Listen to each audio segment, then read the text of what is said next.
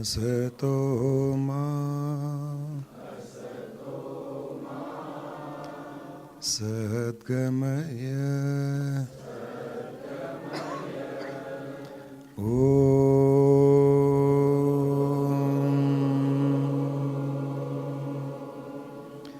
तमसो मा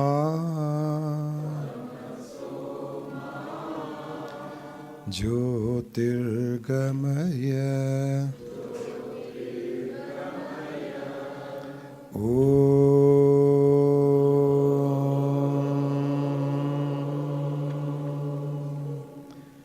मृत्योर्मा अमृतंगमय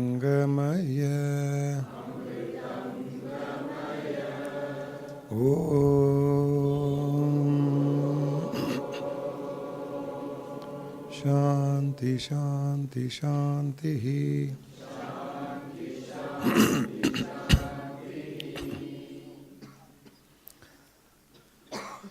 हरिओम तत्सत।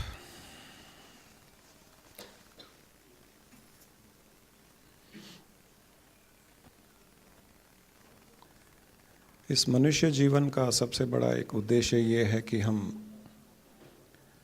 सुख शांति से जिएं और इस संसार को मुक्त रहते हुए जिएं, इस संसार को मुक्त रहते हुए भोगें। अगर हम मुक्त रहते हुए ही संसार में रह सकते हैं, मुक्त रहते हुए संसार को भोग सकते हैं, तो ही सुख शांति मिलेगी। क्योंकि बंधन में सुख शांति नहीं है, और संसार के बंधन में रहते हुए अगर जीवन जिएंगे तो सुख शांति कभी नहीं मिलेगी। उद्देश्य है सुख शांति से जीना। उस उद्देश्य की पूर्ति मुक्त रहते हुए अगर संसार में जीवन जिएंगे, मुक्त रहते हुए संसार को भोगेंगे, तो सुख शांति आपको प्राप्त होगी। सबसे बड़ा जीवन का उद्देश्य एक ही होना चाहिए कि जीवित रहते हुए जीवन मुक्ति का आनंद कैसे लें।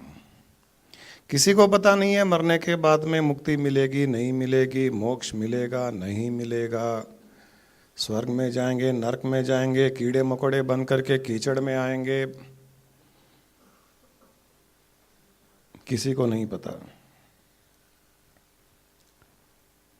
इसलिए मरने के पश्चात क्या होगा, क्या होना चाहिए, उसके बारे में नहीं सोचते हैं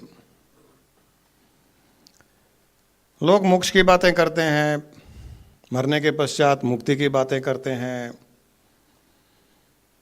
उसकी बातों का कोई अर्थ नहीं निकलता है अगर आप यहां अभी जीवित रहते हुए मुक्ति का आनंद अगर नहीं ले सकते, मुक्ति का आभास नहीं कर सकते, मुक्ति की एक्सपीरियंस अगर आप नहीं कर सकते, तो फिर मोक्ष और मुक्ति की बातें करने व्यर्थ है।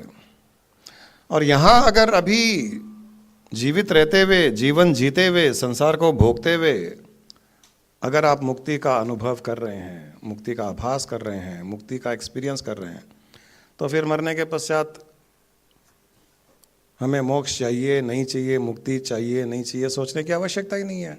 क्योंकि वो जो मिलने वाला है मरने के पश्चात, हम उसी को आज अनुभव कर रहे हैं। ये हमें सीखना चाहिए कि यहाँ रहते हुए मुक्ति का आनंद कैसे लिया जाए, हर कुछ करते हुए मुक्ति का आनंद कैसे लिया जाए, ये हमें सीखना चाहिए। सबसे ज़्यादा हमें सुख शांति कब मिलती है और मुक्ति का अनुभव कब होता है, ये हमने कई बार बात की है। सबसे अधिक सुख शांति गहरी नींद में, सुषुप्ति अवस्था में ही मिलती है, डीप स्लीप में। ये पक्का है। हर कोई जब डीप स्लीप से उठ के जागृत अवस्था में आता है, सुषुप्ति अवस्था से जागृत अवस्था में आता है, तो कहता है कि आज बहुत सुख की नींद सोया। और जब उठता है तो इतना सुखी उठता है। जागृत सुषुप्ति अवस्था से, डीप स्लीप से, गहरी निद्रा से जब उठते हैं हम, तो हम पूर्ण शांति से उठते हैं। जब आप ड्रीम से उठते हो तब आप शांति से नहीं उठते।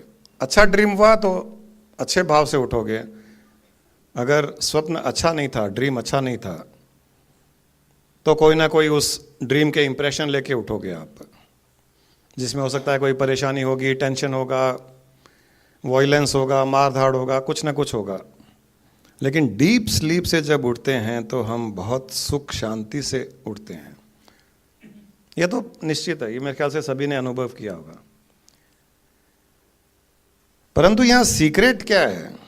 डीप स्लीप में हम बहुत सुख का अनुभव करते हैं।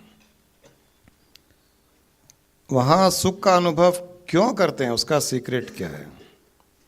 वो जाने बिना हम जीवन मुक्ति का आनंद नहीं ले सकते, क्योंकि हम 24 घंटे सुषुप्ति अवस्था में नहीं रह सकते।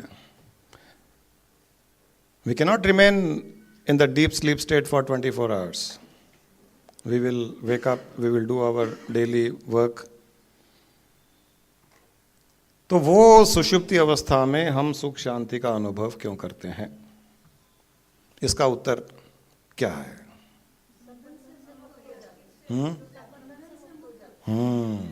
एकदम। डीप स्लीप में सब संबंधों से मुक्त हो जाते हैं। मकान हो, दुकान हो, पैसा हो, पत्नी हो, माँ बाप हो, भाई बहन हो, बच्चे हो, ज्वेलरी हो, यहाँ तक कि आप अपने शरीर के संबंध से भी मुक्त हो जाते हो, तभी आपको वो सुख मिलता है। ये सीक्रेट है सुषुप्ति अवस्था का। वहां पर सारे वस्तुओं का, संबंधों का अभाव होता है। There is complete absence of material objects, relationship, wealth, house, land, including physical body. There's a complete absence. Only when there's a complete absence, जब पूर्ण रूप से अभाव होगा तो पूर्ण शांति मिलेगी। सिंपल लॉजिक है, इसके आगे पीछे और कोई लॉजिक ही नहीं है। तो सुषुप्ति अवस्था में इसीलिए हमको सुख शांति मिलती है, और पूर्ण मुक्ति का आभास भी उसी समय होता है जब हम पूर्ण रूप से उस अभाव को अनुभव करते हैं। स्वयं का भी अनुभव नहीं है उस टाइम में, हम एग्जिस्ट करते हैं, वो भी हमारा अनुभव नहीं है।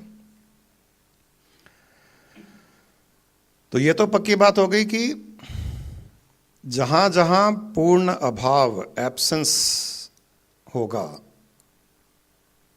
वहां हमें सुख मिलेगा। जब हम कंप्लीटली डिटैच्ड होंगे हर चीज से, इंक्लूडिंग फिजिकल बॉडी, तो हमें पूर्ण सुख प्राप्त होगा और जीवन मुक्ति का आनंद भी वहीं प्राप्त होगा आपको। अब ये कैसे किया जाए? सुषुप्ति में जो होता है वो अज्ञानता में होता है, वहाँ इग्नोरेंस है। वहाँ उस समय हमें जानकारी नहीं है कि कंप्लीट डिटैचमेंट है, वहाँ जानकारी नहीं है। इसीलिए हम उस समय सुषुप्ति अवस्था में, डीप स्लीप में मुक्त होते हुए भी हम मुक्ति का आनंद नहीं ले पाते।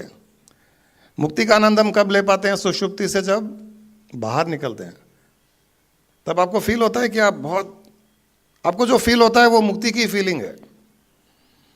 और सुषुप्ति में भी आपको आनंद आ रहा है, परंतु उस समय आप उस आनंद को नहीं ले पा रहे हैं, क्योंकि आप अवेयरनेस में नहीं हो, इग्नोरेंस में हो, अज्ञानता में हो।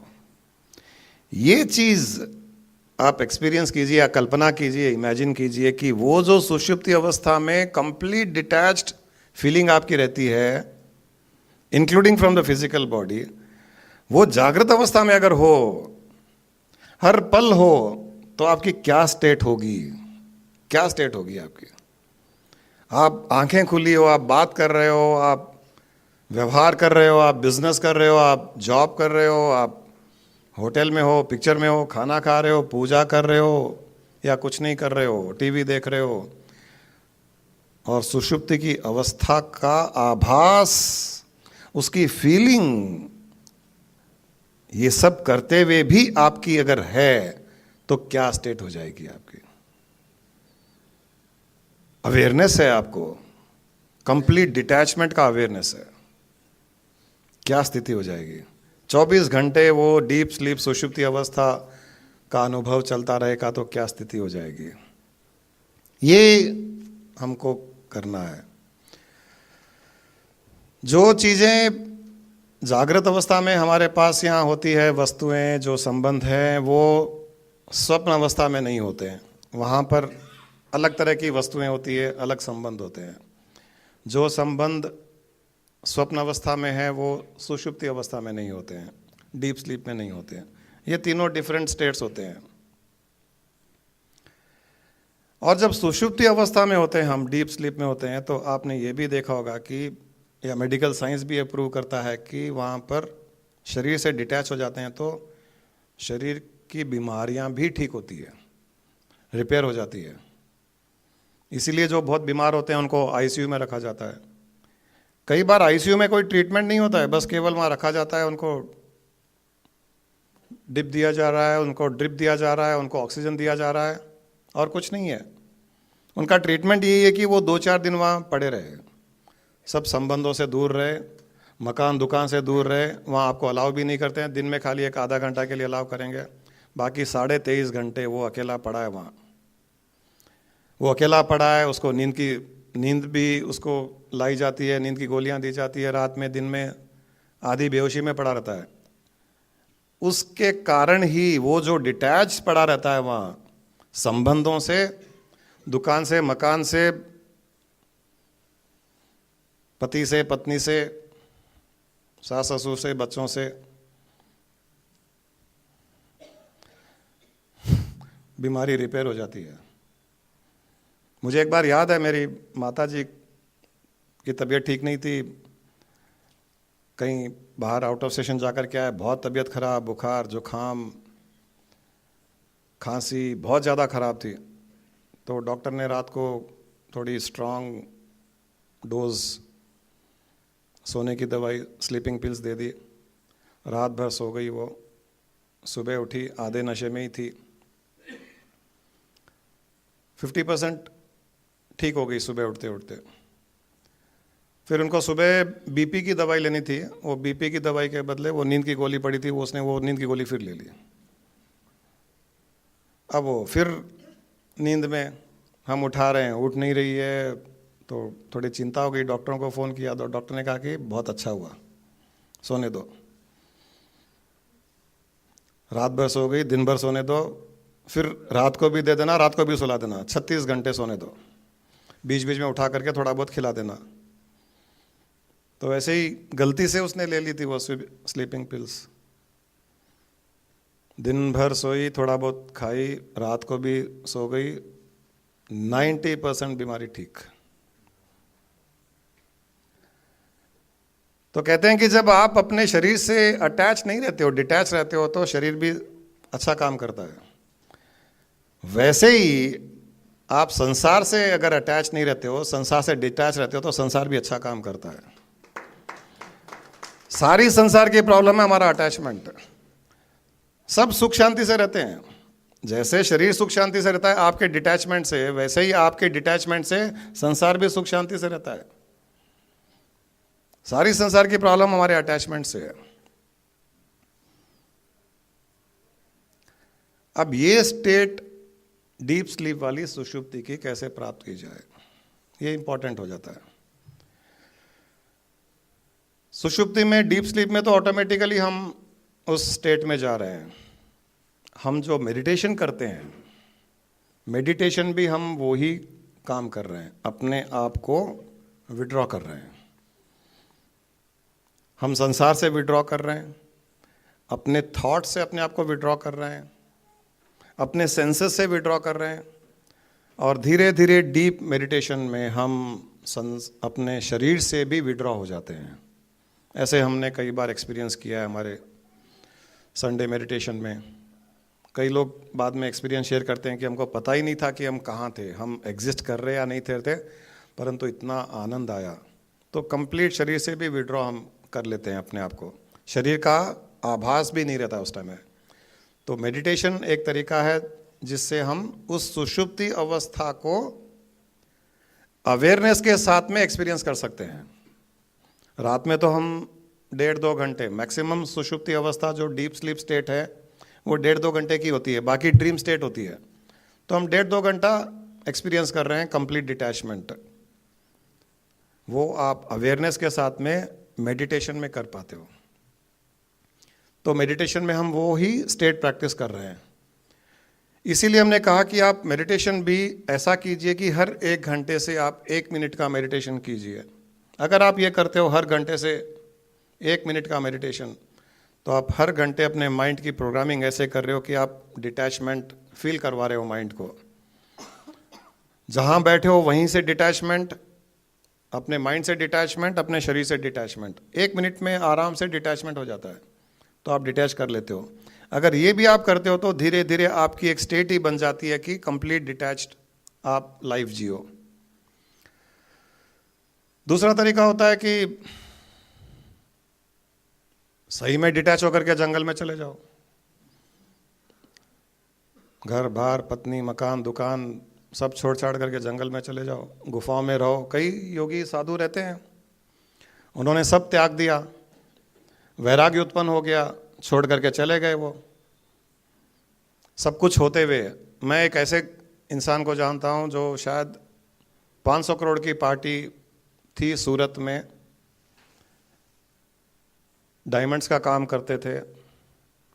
एक दिन उसके मन में वैराग उत्पन्न हुआ, उसने कहा मुझे सब छोड़ना है। पत्नी से कहा, पत्नी ने कहा कि मेरे भी मन में वैराग उत्पन्न हो गया, मुझे भी छोड़ना है। दोनों पति पत्नी थे, उनके बच्चे नहीं थे, माँ बाप भी नहीं थे। तो उन्होंने वो समाज में, जिस समाज में थे, वो डिक्लेयर कर दिया हम सब छोड़ रहे हैं। एक प्रोसेशन निकला, सारे 500 करोड़ के हीरे उन्होंने लिए और बाज़ार में उड़ाते उड़ाते उड़ाते उड़ाते प्रोसेशन जहाँ से स्टार्ट हुआ वहाँ 500 करोड़ की पार्टी थी, जहाँ ख़त्म हुआ भिखारी बन गए और साधु बन गए, दोनों साधु बन गए। ये भी एक तरीका है। सब छोड़ छाड़ करके अपन जंगल चले जाओ, पहाड़ों में चले जाओ। हर एक के लिए संभव नहीं है, छूटता नहीं है।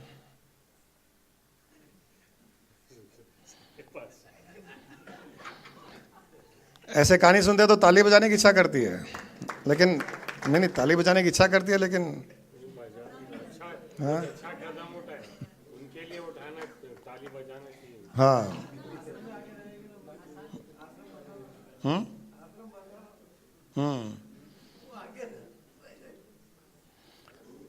लेकिन खुद की हिम्मत नहीं होती है। मेरे एक मित्र थे, बॉम्बे में रहते थे। उन्होंने मुझे एक बार बताया कि उसके चाचा को ऐसे वैराग्य उत्पन्न होता था, हर 6 महीने से वैराग्य उत्पन्न होता था। माँ को बोलते थे, माँ मैं सब छोड़ करके साधु बनना चाहता हूँ, मैं घर छोड़ करके जाना चाहता हूँ, मैं साधना करना चाहता हूँ। माँ को कोई बोलेगा तो माँ बोलेगी कि हाँ जा बेटा जा, साधु बन जा। ऐसी तो माँ होती नहीं है। नहीं बेटा तू नहीं जा सकता, तू तो मेरा जिगर का टुकड़ा है, तू जाएगा तो मेरा क्या होगा, और तू चला जाए तो मैं पीछे से मैं मर जाऊंगी, देख लेना, तू नहीं जाना। ऐसे ही बोलेगी कोई भी माँ। तो माँ की बात सुनता था, फिर अच्छा ठीक है माँ मैं नहीं जाता हूँ। फिर 6 महीने के बाद में फिर वैराग उत्पन्न होता था उसे, माँ मैं जा रहा हूँ, मैं नहीं रह सकता यहाँ पर, संसार छोड़ के जा रहा हूँ, जंगल में जाऊँगा।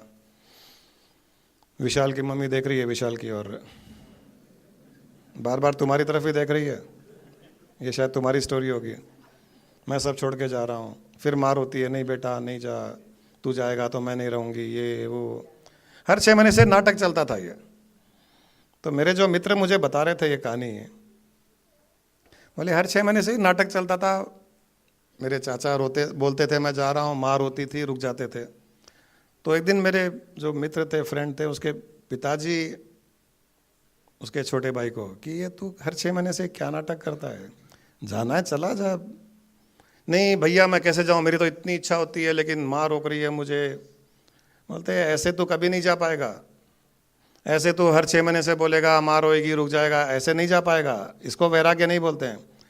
तो बोलते हैं कैसे जा पाऊँगा, बोले ऐसे जा पाएगा, अपने जो भी था वो वहाँ छोड़े, घर से निकल के चले गए, न माँ को बोले, न बाप को बोले, न भाई को बोले, न किसी को बोले, बस चले गए। बोले ऐसे जा सकते हैं, ये पूछ करके परमिशन ले करके। मैं ये नहीं कह रहा हूँ कि आप लोग ऐसा कीजिए, कोई वो हर एक की भावना की बात है। वो एक रियल की भावना है, तीव्र वैराग्य है, वहाँ पॉसिबल है। जहाँ तीव्र वैराग्य नहीं है वहाँ थोड़ा नाटक होता है, मैं जाऊँगा मैं जाऊँगा मैं जाऊँगा, छोड़ने की इच्छा नहीं हो रही है। तो एक तो तरीका है सुषुप्ति अवस्था, 24 घंटे नींद की गोलियां खाते रहे, पड़े रहे 24 घंटे, आप डिटैच्ड हो, जीवन मुक्ति का आनंद ले रहे हो, लेकिन आपको पता नहीं है। दूसरा तरीका है धीरे धीरे मेडिटेशन करते हुए आप डिटैच होते जाइए। तीसरा तरीका है सब कुछ दान कर दें, पूर्ण वैराग उत्पन्न करें और संसार छोड़ करके जंगलों में पहाड़ों में चले जाएं। चौथा तरीका है किसी पर विश्वास करें, पूर्ण विश्वास, और उसके ऊपर छोड़ दें कि भाई अब जो भी है ये सब तुम्हारा ही है, तुम मेरी बागडोर संभालो, तुम मेरे जीवन की नैया संभालो। उसमें वो भगवान हो सकता है, हम सब कुछ उसको अर्पण कर देते हैं कि मेरा आज के बाद में मेरा कुछ नहीं है, सब तुम्हारा ही है। अच्छा बुरा सही गलत फायदा नुकसान सब तुम्हारा है, तुम मेरी बागडोर संभालो, जीवन की नैया पार करो। ये एक भक्ति भाव है, एक विश्वास है किसी पर कि वो संभालेगा।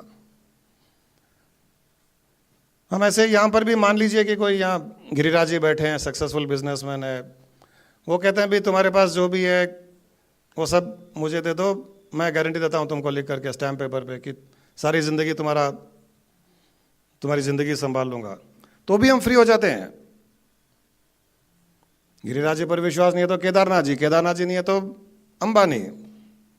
जहाँ भी विश्वास हो, कोई भी अगर हमें ये विश्वास दिला दे कि आज के बाद में सारी जिंदगी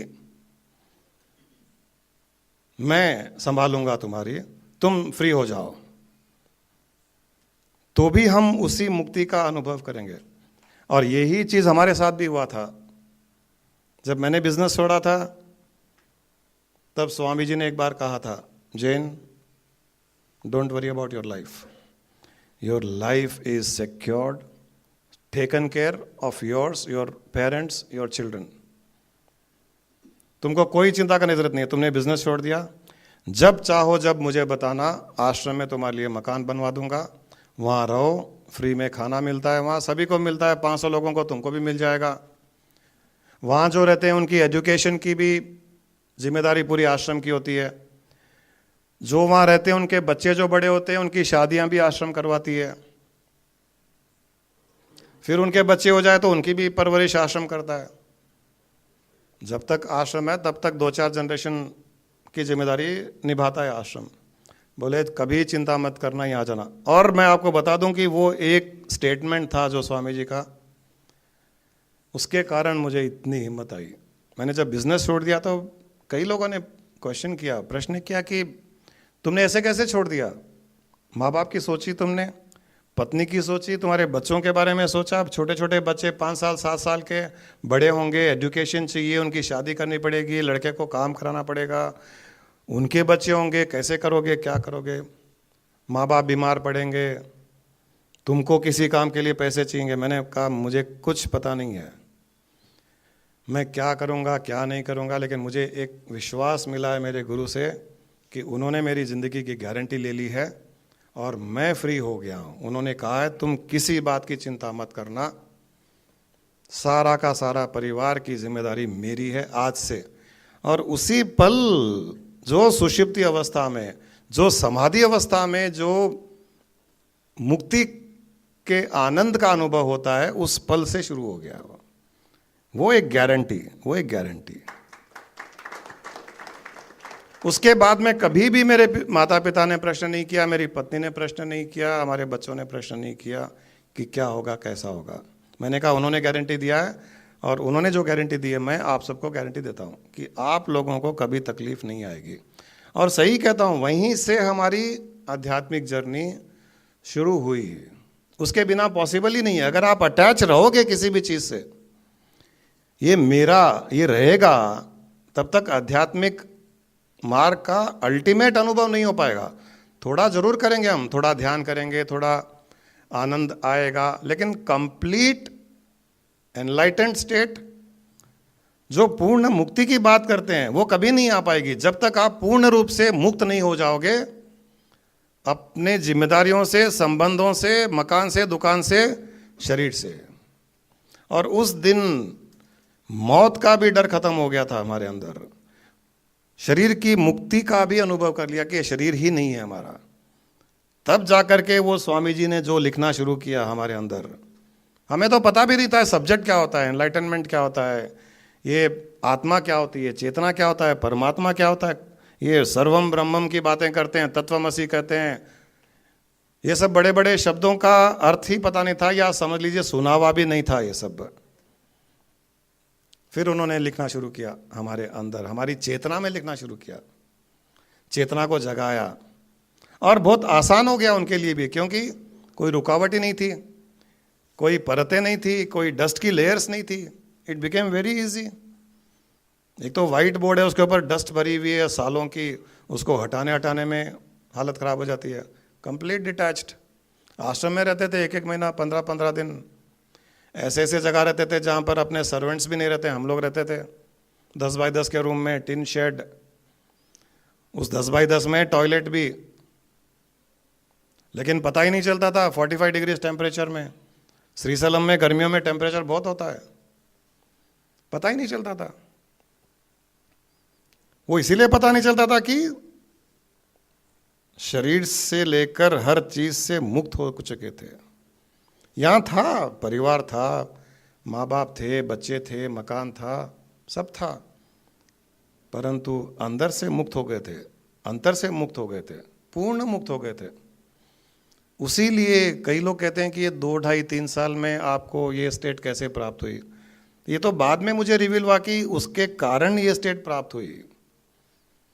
अगर हम अटैच रहेंगे, ये मेरा है, ये मेरा है, ये मेरा है, तो वो स्टेट प्राप्त नहीं हो सकती जो जीरो लेवल पे प्राप्त होती है, जो कंप्लीट डिटैचमेंट से प्राप्त होती है। और एक बार वो स्टेट प्राप्त हो जाए, फिर आप चाहे मकान में रहो, दुकान में रहो, गाड़ी में घूमो, बड़ी में घूमो, छोटी में घूमो, प्लेन में घूमो, ट्रेन में घूमो, 5 स्टार में रहो या लॉज में रहो या 10 बाई 10 के कमरे में रहो या महल में रहो, कुछ फर्क नहीं पड़ता है फिर, क्योंकि आप उस स्टेट को एंजॉय कर रहे हो, उस स्टेट में स्थित हो, वो स्टेट आपकी बन चुकी है, तब कुछ फर्क नहीं पड़ता है। लेकिन वो स्टेट प्राप्त करने के लिए हमको छोड़ना पड़ता है कहीं ना कहीं। तो चौथा तरीका ये होता है कि हम और किसी पे छोड़ दें, कोई गारंटी ले लें। मैं गारंटी लेने के लिए तैयार हूं आप सबकी, छोड़ने वाले चाहिए, और वो स्वामी जी की गारंटी के बेस पे गारंटी ले रहा हूं मेरी गारंटी नहीं है, मैं उठा करके आपके नाम उनके ऊपर रख दूंगा कि उन्होंने मुझे जीपीए दे दिया कि जाओ तुम और कई लोगों को गारंटी दे दो। उन्होंने मुझे कहा था बाद में, Jain you will also give similar guarantee to many others. तो वहाँ पर एक आश्रम है, हेड ऑफिस, वहाँ पे मुझे गारंटी दे करके जीपीए दे दिया कि जाओ लेफ्ट एंड राइट लोगों को गारंटी दो। यहाँ कई लोग हैं जो लेफ्ट एंड राइट मेरा नाम लेकर के गारंटी देते हैं दूसरों को, ये मुझे बाद में पता चला है। कोई उनके पास में आता है, भाई साहब आप गुरुजी के पास जाते हो, गुरुजी से मिलना है, क्या बात है, थोड़ी ऐसे ऐसे तकलीफ है, ठीक है ठीक हो जाएगी कल तक, ऐसे बोल देते हैं, कई लोग बोलते हैं यहाँ पर, ठीक हो जाएगी, गुरुजी पर विश्वास रखो ठीक हो जाएगी, और 2 दिन में ठीक भी हो जाती है। ये मुझे बाद में आके बोलते हैं कि गुरुजी सॉरी ऐसा ऐसा हुआ था, हम भी थोड़ा जोश में आकर के हमने कमिटमेंट दे दिया था किसी को और उसका ठीक भी हो गया। मैंने कहा यार कमिटमेंट तो दे दिया करो, लेकिन कम से कम इन्फॉर्म तो कर दिया करो। ये कमिटमेंट दिया है, कमिटमेंट देने में प्रॉब्लम नहीं है, कम से कम इन्फॉर्म कर दो। तो आपकी गारंटी जब लूँगा, जब आप मुझे अपना नाम दोगे तो मैं लज्जा जा करके आगे दे दूंगा कि ये आप संभाल लेना। तो वह श्रीशैलम का आश्रम हेड ऑफिस है, तो दूसरा आश्रम यहाँ जनवाड़ा में ब्रांच ऑफिस खुल रहा है, इसीलिए खुल रहा है, सबके रहने करने खाने पीने की व्यवस्था। ये गारंटी अगर आपने एक्सेप्ट कर ली, इस गारंटी में आपको आपके ज़मीन के पेपर्स, मकान के पेपर्स, दुकान के पेपर्स, ज्वेलरी लाके मुझे देनी नहीं है, आप अपने पास रखिए। यार लोगों को अंदर डर रहता है, कहाँ मांग ले, तो मुझे कोई आकर के बोलेगा नहीं कि हम गारंटी आपकी ले रहे हैं, मन से मान लेंगे, क्योंकि कल के दिन बोल दिया और मैंने पेपर्स मांग लिए तो दुविधा में पड़ जाएंगे। तो मुझे पता है वो थोड़ा सा झिझक रहती है। तो ठीक है, वो आप अपने पास रखिए, नो इशू, आप अपने नाम पे रखिए, मेरे नाम पे जीपीए भी मत कीजिए। मेंटली सरेंडर हो जाइए कि आज से हम सारा का सारा इंक्लूडिंग हमारा शरीर इन्हीं की सेवा में है। इन्हीं की मतलब मेरा कोई पर्सनल इस नाम वाले शरीर के साथ में जोड़ने की आवश्यकता नहीं है। इस शरीर के पीछे जो एक तत्व है, जो एक ब्रह्म तत्व है, जो चेतन तत्व है, जो परमात्मा तत्व है, उसकी बात कर रहे हैं हम। उस तत्व को आप सरेंडर होकर के आज के बाद में सारा का सारा आपका है, इंक्लूडिंग ये हमारा शरीर भी आपकी सेवा में है, उस तत्व को कह रहे हैं। और आप फ्री हो जाइए। जिस पल आप ये सरेंडर करोगे, उसी पल आप देख लेना, अनुभव करोगे कि मुक्ति क्या होती है, रियल में मुक्ति क्या होती है, उसी पल आपको अनुभव हो जाएगा। कभी सुबह ध्यान में बैठ करके ये कीजिए कि सारा का सारा सरेंडर कर दीजिए। एक एक चीज़ को याद करके, मकान को याद कीजिए, सरेंडर कर दीजिए, दुकान को याद कीजिए, सरेंडर कर दीजिए, रिश्तेदारों को, परिवार को सरेंडर कर दीजिए, हर चीज़ सरेंडर कर दीजिए, शरीर को भी उठा करके सरेंडर कर दीजिए। आपके पास आपका बचा क्या?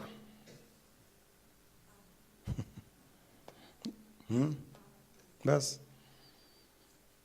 केवल आपके पास आपकी मुक्ति बची और कुछ बचा ही नहीं। जो आपका था आपने सरेंडर कर दिया, तो खाली आप बचे। आप यानी जो मुक्त भाव, जो चेतन भाव, जो आत्मा है, वही बचा।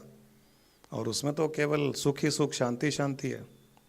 तो ये तरीका है चौथा, कि किसी न किसी को जिम्मेदारी दे दो, उससे कमिटमेंट ले लो। पांचवा तरीका है, लास्ट तरीका, कि किसी के भाव में, किसी की भक्ति में इतने पागल हो जाओ, जो यहां कई लोग हैं पागल, कि उनको सुध बुद्धि नहीं रहे। जैसे मीराबाई थी, मीराबाई ने कोई सरेंडर नहीं किया, भगवान कृष्ण से गारंटी नहीं ली, भगवान कृष्ण ने उनको स्टैम्प पेपर पे लिख के नहीं दिया कि आज के बाद तुम्हारे जीवन की गारंटी मेरी है। उसने वो नहीं किया। वो सारा का सारा भक्ति में सुध बुद्ध खो गई। वो, उसको होश ही नहीं है, न उसको खुद का होश, न उसको संसार का होश। बेहोश अवस्था में जीवन व्यतीत कर रही थी वो। अब जैसे हम चलिए कोई ज्वेलरी पहने हुए हैं, एक अच्छी ज्वेलरी पहने हुए हैं और बहुत अच्छी लग रही है। जिस दिन उस ज्वेलरी से बहुत ज़्यादा अच्छी ज्वेलरी, बहुत एक नई डिज़ाइन की, जो दुनिया में कहीं देखी नहीं, वो आपको मिल जाए पहनने के लिए, तो आपको पहले वाली ज्वेलरी पर कोई भाव, कोई अटैचमेंट कोई रहेगा नहीं रहेगा, क्योंकि आपका इंटरेस्ट एकदम शिफ्ट हो गया। तो वैसे ही जो अभी संसार में हमारे पास में है, मकान, दुकान, परिवार, जिनमें हमारा मोह है, उस मोह को अगर हम और किसी ऐसी चीज़ में, किसी दूसरी चीज़ में मोह डाल दें, भक्ति भाव के द्वारा उसमें मोह डाल दें और उसका आनंद लें, तो ये सारा का सारा छूटा हुआ ही माना जाएगा। वो डिटैच स्टेट ही माना जाएगा। उसमें आपको डिटैच करने की आवश्यकता ही नहीं पड़ेगी। यू आर डिटैच्ड ऑलरेडी, क्योंकि आपको खुद का ही होश नहीं है, खुद की सुध बुद्ध नहीं है आपको। ये आखिरी तरीका है। इतना भक्ति भाव, इतना समर्पण, हर पल उसी एक का भाव, तो ऑटोमेटिक ही छुटा हुआ है। हम कई बार बातचीत कर रहे हैं, कोई गेस्ट आए हुए हैं, बात कर रहे हैं, इतने में टीवी पर कोई अच्छा प्रोग्राम आ रहा है या गाना आ रहा है और आपको बहुत अच्छा लग रहा है, तो ये भाई साहब क्या बात कर रहे हैं आपको पता ही नहीं चलेगा। ये वो बड़बड़ करते रहते हैं, लेकिन आपका तो भाव पूरा वहाँ दूसरी ज़्यादा अट्रैक्टिव चीज़ में चला गया। तो हमको ये एक्स्ट्रा अट्रैक्टिव विषय चीज़ ढूंढनी पड़ेगी जिसमें हम सुध बुद्ध खो दें। ये तरीके हमारे पास अवेलेबल है, जिसके द्वारा हम पूर्ण मुक्ति का भाव, जीवन मुक्ति का भाव, जीवित रहते हुए जीवन मुक्ति का भाव अनुभव कर सकते हैं, जीवन मुक्ति का आनंद अनुभव कर सकते हैं। यहाँ पर हमको कुछ भी छोड़ने की आवश्यकता नहीं पड़ रही है, केवल आप छोड़ नहीं पाओगे मुझे पता है, आप लोग जंगल नहीं जा पाओगे मुझे पता है, आप गुफा में साधना नहीं कर पाओगे मुझे पता है। इसीलिए आपको दूसरे तरीके बता रहा हूँ जो संसार में रहते हुए आप उसी स्थिति को अनुभव करो जो पूर्ण डिटैच्ड स्थिति का अनुभव करते हैं दूसरे लोग। एक ध्यान के द्वारा है, दूसरा किसी को समर्पित हो गए और उनसे गारंटी ले लिए, वो तरीका है। तीसरा किसी की भक्ति में इतने लीन हो गए कि सुध बुद्धि नहीं रही कि कुछ मेरा है क्या, वो भी आपका भाव नहीं रहा, वो तरीका है। इस प्रकार से आप हर पल जीवन मुक्ति का आनंद ले सकते हो। एक बार एक राजा जो बहुत पैसे वाला था, बड़ा राजा था, उसने एक सुन रखा था कि एक वैरागी साधु है और मस्ती में रहता है हर पल। राजा को पता नहीं कि ये वैराग होता क्या है, क्योंकि उसने कभी अनुभव नहीं किया। उसने पूछा कि ये वैराग होता क्या है, तो लोगों ने कहा कि वैराग का अर्थ है कि कंप्लीट डिटैचमेंट, हर चीज का अभाव का अनुभव करना, कि मेरा कुछ है ऐसा अनुभव में ही नहीं आना। तो राजा हंसने लग गया, बोला वो साधु के पास तो है ही नहीं कुछ, तो वैरागी क्या हुआ? कुछ हो तो वैरागी हो ना। एक भिखारी है, नंगा भूखा पड़ा हुआ है, उसमें वैराग क्या है? उन्होंने कहा सब बेकार की बातें हैं, वैराग वैराग कुछ नहीं होता है, उसके पास जब कुछ होगा तब हम मानेंगे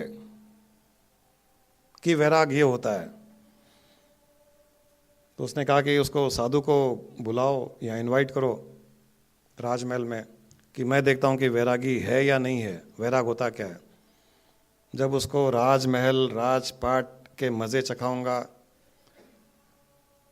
और वो कितना उसमें एंटेंगल इन्वॉल्व होगा, तब तुमको पता चल जाएगा कि वो रियल में वैरागी है या नहीं है। तो उसको बुलाया गया, तो उसको कहा गया कि आप यहाँ रहिए। उसको सोना चांदी दिया गया, ज्वेलरी दी गई, अच्छे अच्छे कपड़े दिए गए, ये सब आपका है आज के बाद में। आप जब जाएं यहाँ से ये ले जाइए, जब तक रहना है रहिए। उसने कहा बहुत अच्छी बात है, खुश हो गया।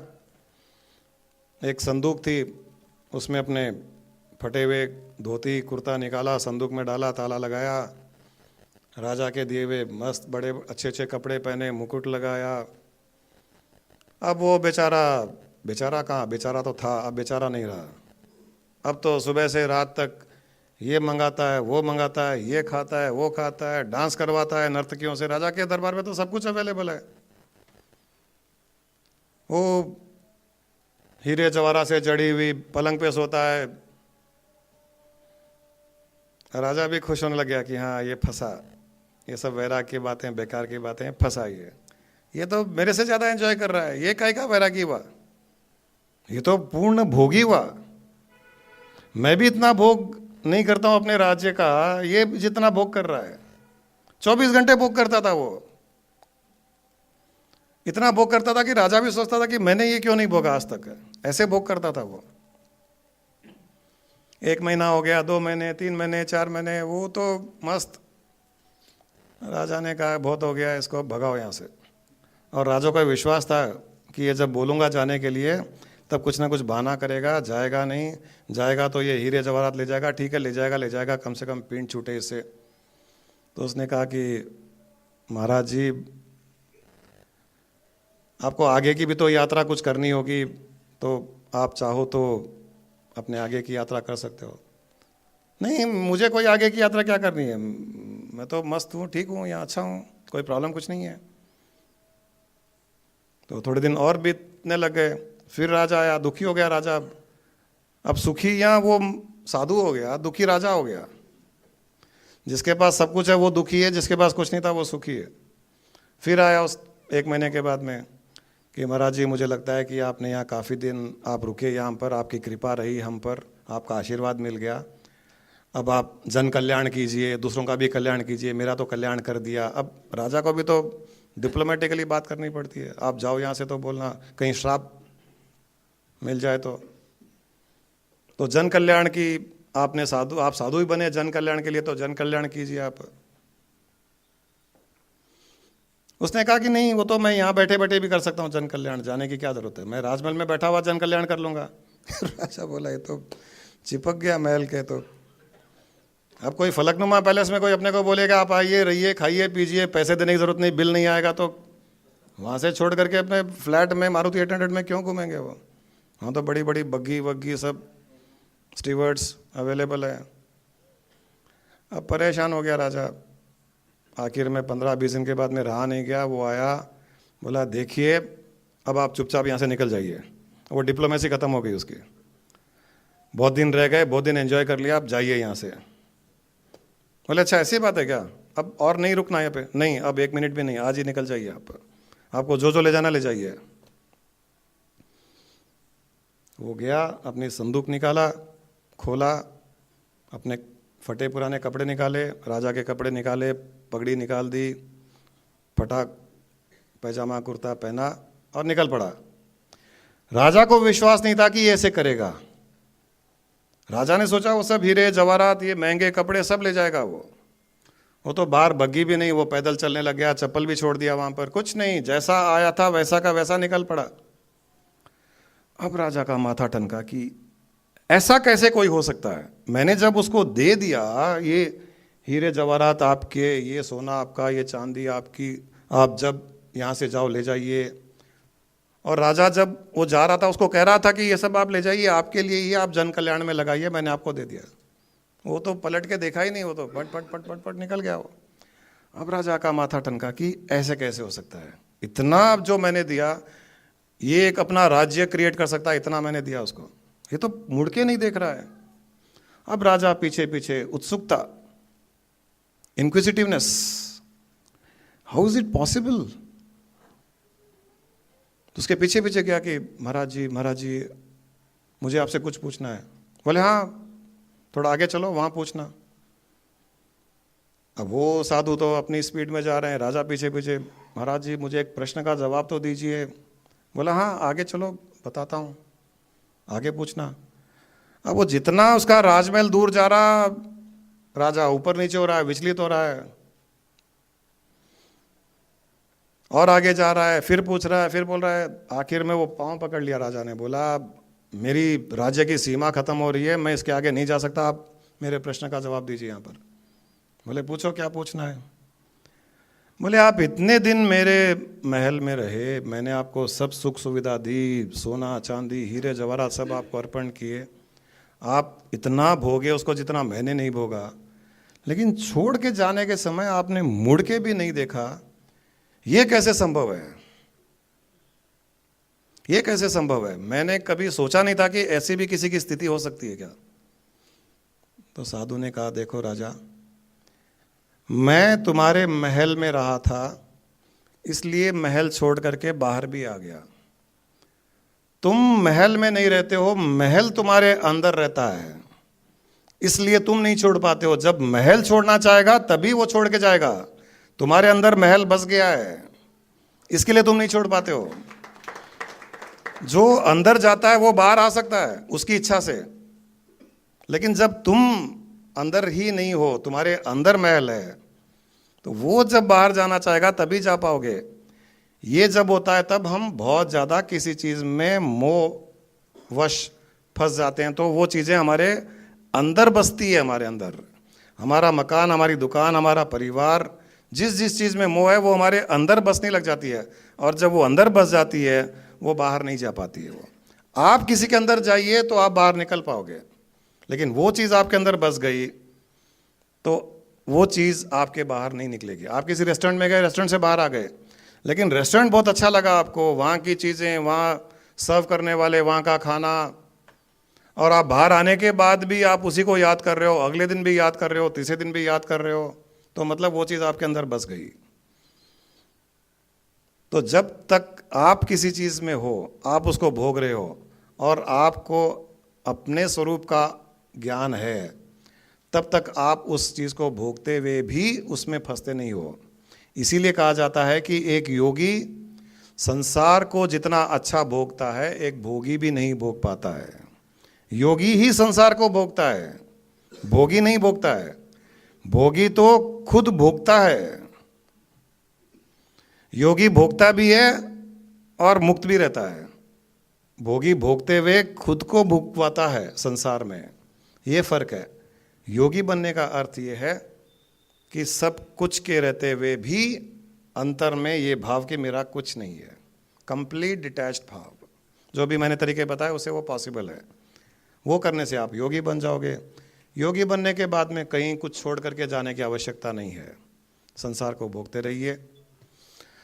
भोगी बन के रहोगे तो आप दुख सुख के चपेड़े में पड़े रहोगे, दुख सुख के चक्कर में पड़े रहोगे। परेशानियां, तकलीफ़ां, प्रॉब्लम्स, ये वो सब आती रहेगी लाइफ में, और आप कभी भी संसार को पूर्ण रूप से नहीं भोग पाओगे। आप एक संसार को फ्रैक्शन में भी नहीं भोग पाओगे जितना एक योगी भोगता है। तो जीवन एक योगी बन करके जिए। जीवित रहते हुए जीवन मुक्ति का आनंद लें। हर कुछ करते हुए भी कुछ नहीं कर रहे हैं, ये भाव बना रहे, तब आप इस संसार में मनुष्य जीवन लेने के अधिकारी माने जाते हो। ये सब शुभकामनाएं आपको। आप इसी प्रकार का जीवन जीने का प्रयास करें। हम लोगों का भी इंटेंशन, या जो हम आध्यात्मिक मार्ग में आगे बढ़ रहे हैं, जो हमारी एक्टिविटीज़ है मेडिटेशन की, हर वीक सत्संग की, या जो आश्रम बन रहा है वहाँ पर जो एक्टिविटीज़ होगी, वो सारा की सारी इसी ओर ले जाने वाली है, जो अल्टीमेट तक ले जाने वाली है, जो आपको जीवित रहते हुए जीवन मुक्ति का आनंद दिलाने वाली है। तो अपनी तो एक्टिविटी वही है। जितने लोग जितना ज़्यादा समर्पित होकर के इन चीज़ों में इन्वॉल्व होंगे, उतना ही अधिक वो जीवन को जिएंगे।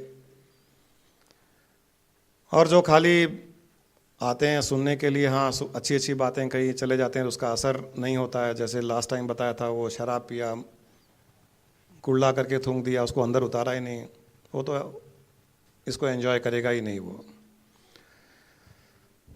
तो ये सब आपके ऊपर डिपेंड करता है कि आप अपने जीवन को कैसे जिएंगे। मुझे गाना याद आ जाता है, अपनी तो ऐसे तैसे, थोड़ी ऐसे या वैसे कट जाएगी, आपका क्या होगा जनाबे आली। मुझे आपकी चिंता ज़्यादा है, मेरी तो कट जाएगी, कट गई। स्वामी जी की कृपा थी, हमारी कट गई। बहुत यंग एज में समझ में आ गई। मैं शायद 33 इयर्स का होगा। छोटी सी उम्र में समझ में आ गई थी बात। किसी अच्छे पुण्य कर्म किए और गुरु की कृपा थी, छोटी उम्र में समझ में आ गई, तो आराम से ज़िंदगी इतनी चल गई। अब तो जो थोड़ी बहुत है वो तो बहुत आसानी से कट जाएगी, अब तो उसकी चिंता ही नहीं है। ये जो 30s से लेकर के 60s तक लाइफ होती है, वहीं मनुष्य बहुत चिंतित रहता है, वहीं अटैचमेंट मैक्सिमम होता है उसको। और फिर वो 60 के बाद में बहुत तकलीफ देता है वो, क्योंकि वो छोड़ नहीं पाता है, डिटैच नहीं हो पाता है, उसको उससे मुक्त नहीं हो पाता है, इसलिए वो तकलीफ देता है। तो ये पीरियड में जो हमने प्रैक्टिस कर लिया, अब हमको कोई प्रॉब्लम नहीं है, किसी चीज़ से कोई मोह नहीं है। कुछ है तो ठीक, नहीं है तो ठीक, शरीर है तो ठीक, नहीं है तो ठीक, संसार है तो ठीक, नहीं है तो ठीक, परिवार है तो ठीक, नहीं है तो ठीक, कुछ खाने पीने के लिए पैसे हैं तो ठीक, नहीं है तो ठीक। ये स्थिति बन जाती है, अब आगे की चिंता नहीं है। इसलिए ये गाना कि अपनी तो निकल पड़ी, आपका क्या होगा जनाब आली, मुझे आप सबकी चिंता है। और इस चिंता के लिए ही, आपकी चिंता को दूर करने के लिए ही मैंने भी अपना जीवन आपको समर्पित कर दिया है कि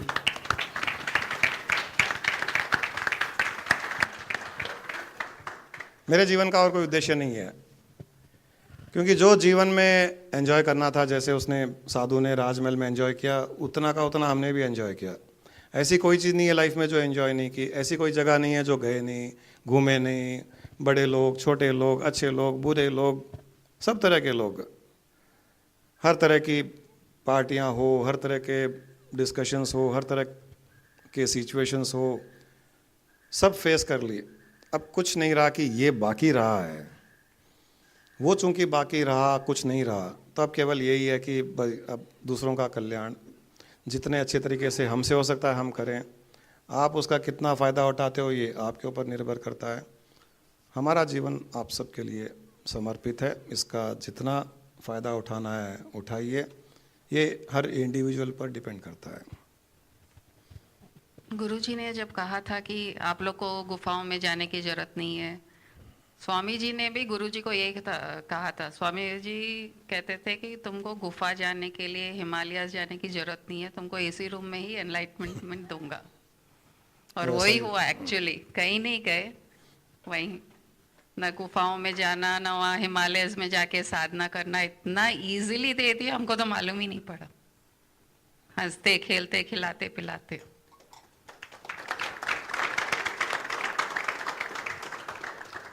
और आप लोग को ये अगर चाहिए एनलाइटनमेंट, तो उसके लिए एक गाना याद आया।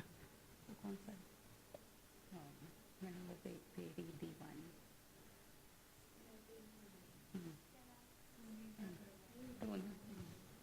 किसका था वो?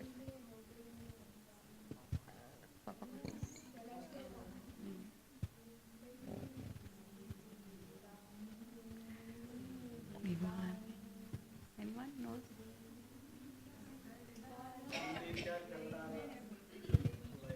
हाँ, आप बिना माइक के आप गा रहे हो अच्छा से।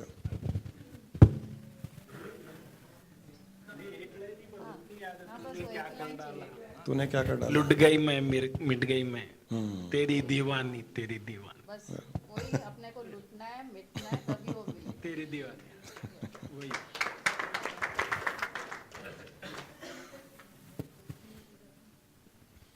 या तो फिजिकली मेटलिस्टिकली ज़ीरो हो जाइए या मेंटली ज़ीरो हो जाइए, सब छोड़ करके चले जाइए फिजिकली, या यहाँ रहते हुए मेंटली सब चीज़ छोड़ दीजिए। बात एक ही है। ये अगर छोड़ सकते हैं तो फिर आप दोनों हाथों में लड्डू, दोनों हाथों में लड्डू, दसों के दसों उंगलियां घी में, संसार को भी भोग रहे हैं। अब वो बेचारे जो साधु संत बन गए, घर छोड़ के चले गए, गुफाओं में रह रहे हैं, वो बेचारे ये एंजॉय नहीं कर रहे हैं। हम तो गुफा में रहने वाले साधु भी बन गए, ड्रेसिंग भी मस्त, जीन्स जी शर्ट सब पहन रहे हैं, गाड़ियों में घूम रहे हैं, खा रहे हैं, पी रहे हैं, और उतने के उतने ही डिटैच्ड हैं जितने वो हैं। इससे अच्छा तो और कुछ हो ही नहीं सकता। भगवान शिव नहीं बनना है इसमें, इसमें भगवान विष्णु बनना है। भगवान विष्णु मस्त एकदम अच्छे कपड़े हुए पहने, मुकुट पहने हुए, ज्वेलरी पूरा, पास में लक्ष्मी जी पाँव भी दबा रही है, वो एक्सपेक्ट मत करना। शेषनाग पर, हाँ शेषनाग रहेगा, लेकिन विष्णु जी ठीक है ये सब मामले में, शिव जी नहीं चाहिए। वो बेचारे बिना कपड़े के राख वाख लगा करके बैठे हैं, वो बोरिंग है शिव जी इस मामले में।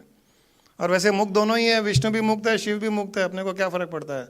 जहाँ चॉइस है, आपको पीके देखना है या दूसरी मूवी देखना है, आपके पास चॉइस है, तो आप जो मूवी देखना है जाओ ना, कोई ना करता है आपको। वही 150 रुपये पीके में लगेंगे, वही 150 रुपये कोई फालतू मूवी में लगेंगे, तो अच्छी मूवी देखो। ये ऑप्शन हमारे लिए बहुत सूट करता है, हम जैसे लोगों के लिए बहुत सूट करता है, और इसी पर ध्यान लगा करके आगे बढ़िए। जैसे मैंने कहा, जैसे ही आप डिटैच हो जाओगे, आपका शरीर स्वस्थ रहेगा। शरीर से डिटैच हो जाइए, शरीर स्वस्थ हो जाएगा। शरीर को दुनिया से डिटैच कर दोगे, दुनिया स्वस्थ रहेगी। संबंधों से आप डिटैच हो जाओ, संबंधी आपसे खुश रहेंगे, क्योंकि आप इन्वॉल्व ही नहीं करोगे, अपनी अथॉरिटी नहीं चलाओगे, कहीं किसी को कुछ कहोगे नहीं, ये मत कर, ये ठीक नहीं, वो ठीक नहीं। डिटैच हो जाओगे, वो स्वस्थ रहेंगे, वो स्वस्थ रहेंगे तो आप ऑटोमेटिकली स्वस्थ रहोगे। दूसरे लोग खुश रहेंगे तो हम खुश रहेंगे। हर चीज़ आपको डिटैच होते ही हर चीज़ कंजीनियल बन जाती है। जब कंजीनियल बन गई तो लाइफ तो मस्त चलेगी चलेगी, एकदम हवा के झोंके के जैसे, एफर्टलेस हो जाएगी life.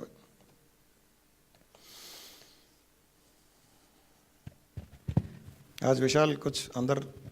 Thank you so much, Guruji. Thank you so much, Guru welcome Amma. Welcome welcome Reddy. Now, question answer sessions and sharing. Thank you.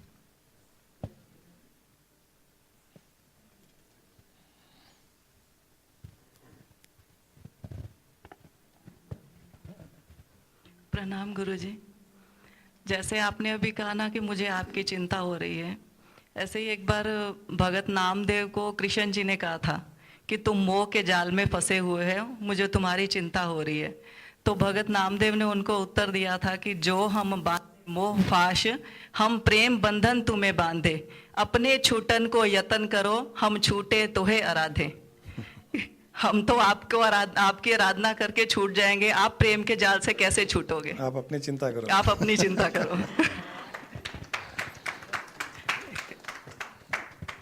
आज की नींद तो उड़ा दी आपने मेरी। 100 लोग छूट जाएंगे, मैं अकेला बंधन में रहूंगा। अगले जन्म में आप कोई नहीं रहोगे, मैं अकेला बैठा रहूंगा और प्लेस में। वही मतलब हो गया ना। ठीक है, कुछ करेंगे उसका भी। एक छोटा सा 2 मिनट का भजन गाना चाहते हैं गुरुजी। आज शायद सबके भाव ऐसे बने होंगे, गाइए, अगर गाइए। जिसके भाव ऐसे बने हो तो प्लीज मेरे साथ गाइए। मैं रख दूं अपना आप तेरे चरणों में, मैं रख दूं अपना आप तेरे चरणों में, चरणों में तेरे चरणों में, चरणों में तेरे चरणों में, मैं रख दूं अपना आप तेरे चरणों में, मैं रख दूं अपना आप तेरे चरणों में। मैं तेरी हूँ तू है मेरा, मैं तेरी हूँ तू है मेरा, हो जाए तुझसे प्रेम घनेरा, हो जाए तुझसे प्रेम घनेरा, मैं को मिले मिलाप तेरे चरणों में, मैं को मिले मिलाप तेरे चरणों में, मैं रख दूं अपना आप तेरे चरणों में, मैं रख दूं अपना आप में।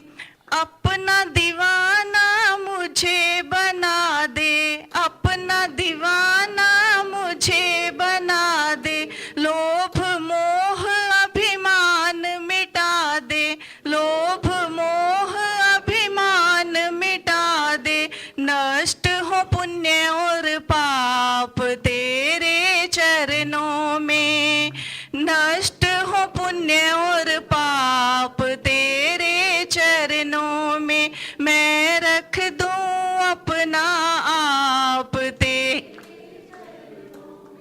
मैं रख दूं अपना आप तेरे चरणों में।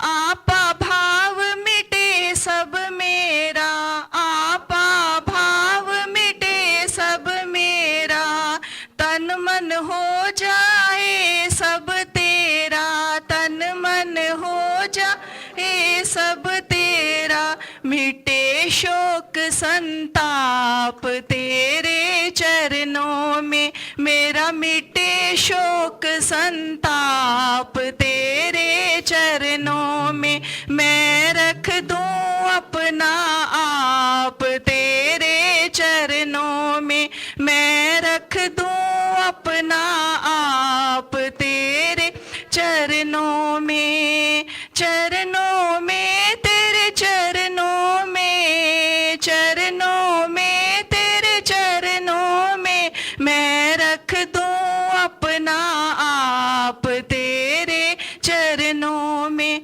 मैं रख दूं अपना आप तेरे चरणों में।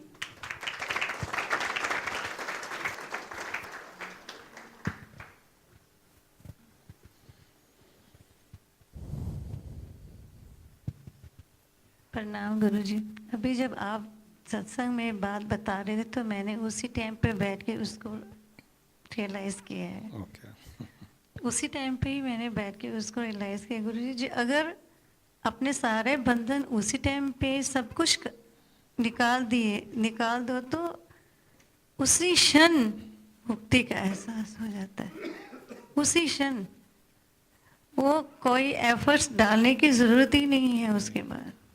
एकदम एकदम वही बात है। मैंने ये अभी अभी इसी बात को अभी एनालाइज किया है कि ये सही में वही यही है। तो चाहते हैं हम, जब बोलें तभी रियलाइज कर लो उसको। Very nice.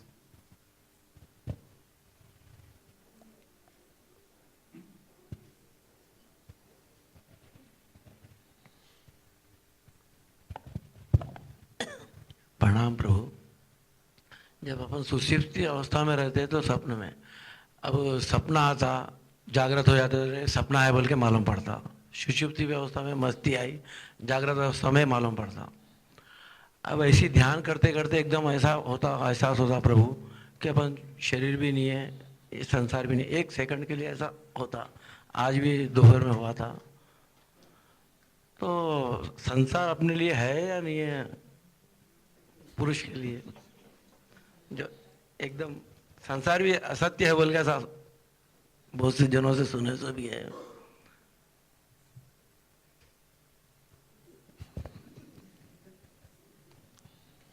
क्या सुनना चाहते हो?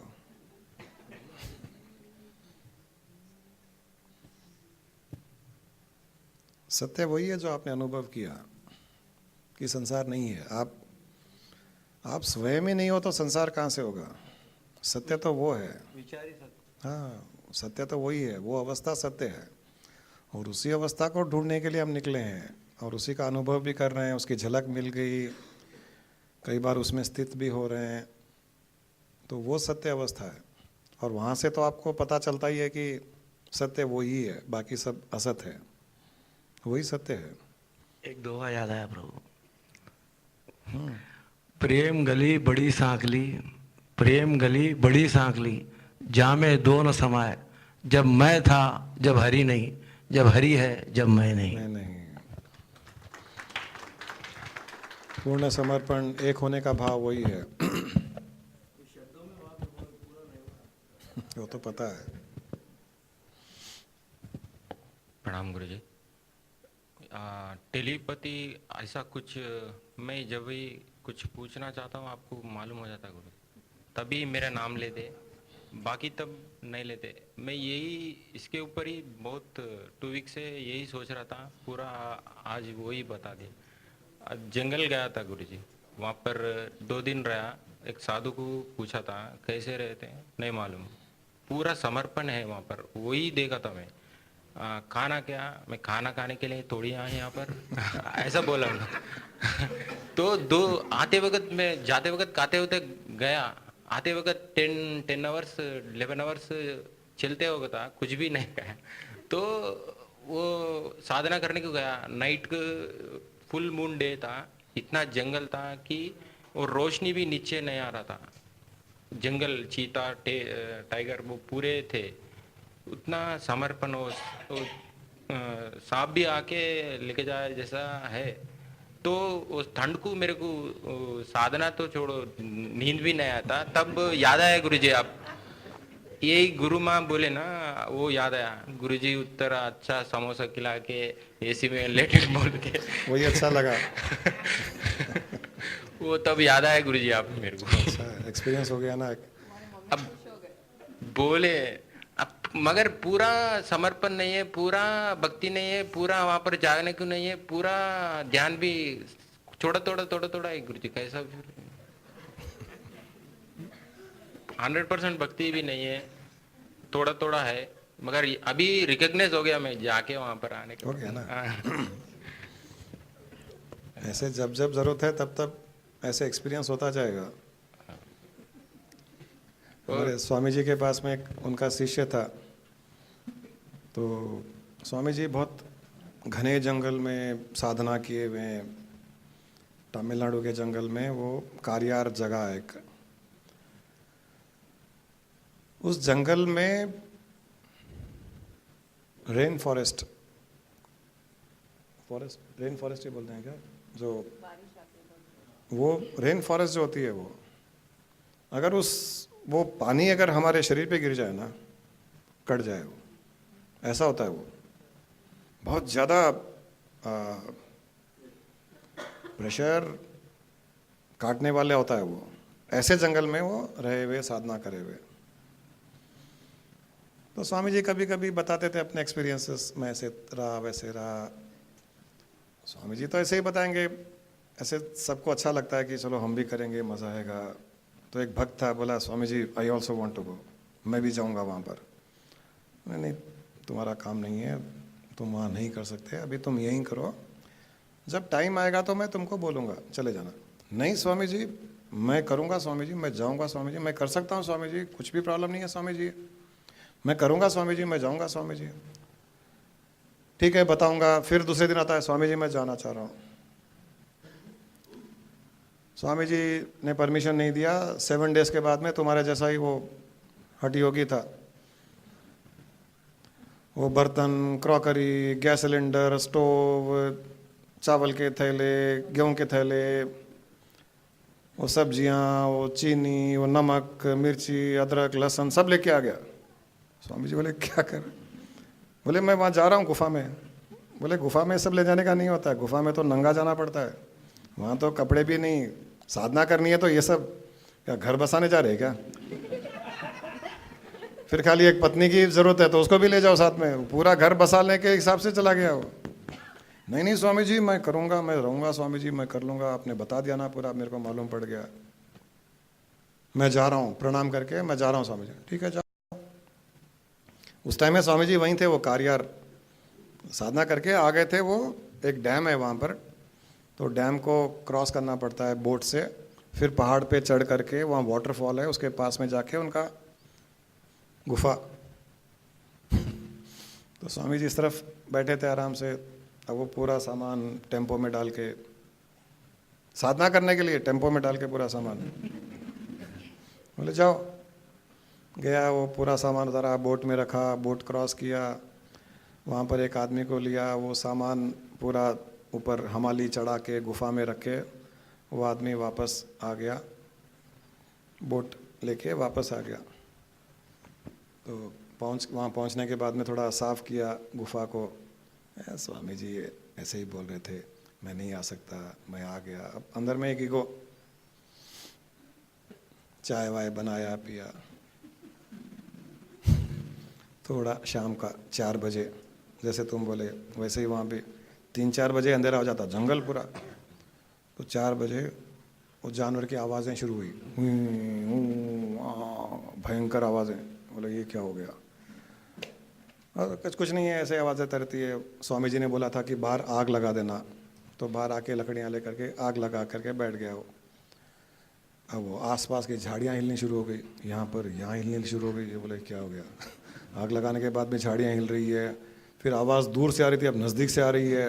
अब पूरा इमेजिनेशन शुरू हो गया, वो शेर आ गया, इधर हाथी आ गया, इधर घोड़ा आ गया, इधर ये आ गया, पूरा इमेजिनेशन चल रहा है।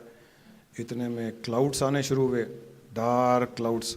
वो डार्क भी नहीं, डार्क आने से पहले वो ब्लू होता है, उसके पहले रेड होता है, वो रेड डार्क ब्लू, फिर ब्लैक, दूर से दिख रहा है, ऐसे आ रहा है। अब इसकी हालत ख़राब, वहाँ वाटरफॉल की आवाज़, इधर जानवरों की आवाज़, इधर क्लाउड्स आ रहे हैं। 10-15 मिनट रहा नहीं गया, उठ के भागा वहाँ से, सामान आमान सब छोड़ करके भागा, गिरते पड़ते पहाड़ पे था वो, नीचे आया। अब इतने में बारिश आनी शुरू हो गई। अब जो एक एक छींटा गिर रहा है, उसके छींटे से होल हो जा रहे हैं शरीर में। अब वो हालत ख़राब। इतने में 2 मिनट में बोट आई, जान में जान, वो छतरी लेकर के उसको बिठाया, वो बोट कवर्ड थी, उसमें बिठाया, ले गया। उसको पूछा बोट वाले को, तुम क्यों आए इधर? रात के टाइम में बोट चलती नहीं है, अलाउड नहीं है। बोला स्वामी जी ने भेजा। उनको पता था ये 2-3 घंटे से ज़्यादा टिकने वाला नहीं है। स्वामी जी ने बोला उसको बचा के लाओ। सब सामान अभी भी पड़ा होगा वहाँ। आके स्वामी जी को साष्टांग करके पाँव पड़ के जो रोया उस दिन वो। तो प्रैक्टिकल एक्सपीरियंस हो गया कि जब कोई संत कह रहा है कोई ये करो या ये नहीं करो, लेकिन कुछ हठयोगी होते हैं तुम्हारे जैसे, जब तक एक्सपीरियंस नहीं करूँगा मैं एक्सेप्ट नहीं करूँगा। वेरी गुड, करना चाहिए एक्सपीरियंस। तो एक्सपीरियंस करने से ही वो डीप रूटेड बिलीफ बनता है। अभी जैसे तुमने थोड़ा एक्सपीरियंस किया तो थोड़ा बिलीफ, नहीं नहीं यही अच्छा है, अपन समोसा खाओ, थर्सडे जाओ। बहुत बहुत याद है गुरु जी।